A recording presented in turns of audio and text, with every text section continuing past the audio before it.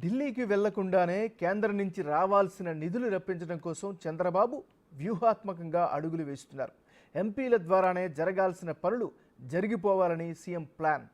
TDP ఎంపీలను అనుసంధానకర్తలుగా నియమించి రాష్ట్ర అభివృద్ధి కోసం బలమైన అడుగులు వేస్తున్నారు చంద్రబాబు.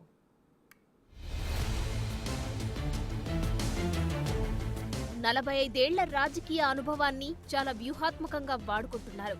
గతంలో జరిగిన తప్పులు ఈసారి రిపీట్ కాకుండా జాగ్రత్త పడుతున్నారు. ప్రస్తుత జాతీయ రాజకీయాలు ఏపీకి అనుకూలంగా ఉన్నాయి. వాటిని రాష్ట్ర అభివృద్ధికి వాడుకోవాలన్నది చంద్రబాబు ఆలోచనగా కనిపిస్తుంది. అందుకే పార్లమెంట్లో ఏపీ వాయిస్ వినిపించడమే కాకుండా కేంద్ర మంత్రిత్వ శాఖల దగ్గర పెండింగ్ పనులు క్లియర్ చేయించే బాధ్యత కూడా ఎంపీలకే అప్పగించారు.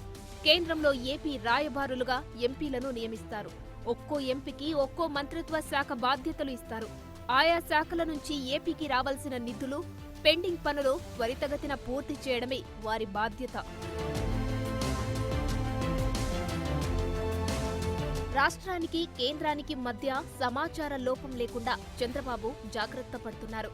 రాష్ట్రానికి సంబంధించిన అంశాల్లో కేంద్ర ప్రభుత్వం ఓ మాట, రాష్ట్ర ప్రభుత్వం ఓ మాట చెప్పే పరిస్థితులు చూస్తూ ఉంటాం. అలాంటి సందర్భంగా గందరగోళం నెలకొనడం తప్ప రాష్ట్రానికి పెద్దగా ప్రయోజనం ఏమీ ఉండదు. కానీ అలాంటి పొరపాట్లు జరగకుండా ఉండేందుకు ఎంపీలే ఢిల్లీకి, అమరావతికి మధ్య అనుసంధానకర్తల్లాగా పనిచేయనున్నారు.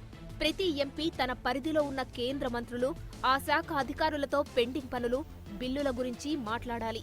తర్వాత ఆ వివరాలను రాష్ట్రంలోనే సంబంధిత మంత్రి, ఆ శాఖ అధికారులకు తెలియజేయాలి. ఇలా చేస్తే ఢిల్లీ, అమరావతికి గ్యాప్ ఉండదని చంద్రబాబు ఆలోచన.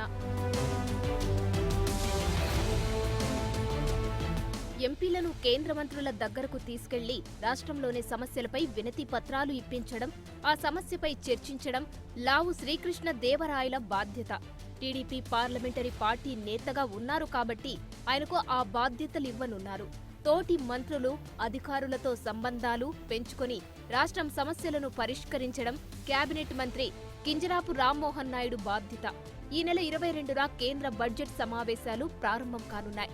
ఈలోపే ఎంపీలకు ఆయా వారి బాధ్యతలు అప్పగిస్తారు. 16 మంది టీడీపీ లోక్సభ సభ్యుల్లో అందరూ అనుభవజ్ఞులు, విద్యాధికులు, వ్యాపారవేత్తలు కావడం చంద్రబాబుకు ఈసారి కలిసొచ్చే అంశం. త్వరలో పార్లమెంటులో పలు శాఖలకు చెందిన కమిటీల్లో టీడీపీ ఎంపీలకు సభ్యత్వం రానుంది. అప్పుడు ఆయా శాఖల మంత్రులు, అధికారులతో వారు సన్నిహిత సంబంధాలు పెంచుకోవడానికి అవకాశం ఉంటుంది. దీంతో రాష్ట్ర ప్రయోజనాలకు తోడ్పడే అవకాశం మరింత పెరుగుతుందని సీఎం చంద్రబాబు భావిస్తున్నారు.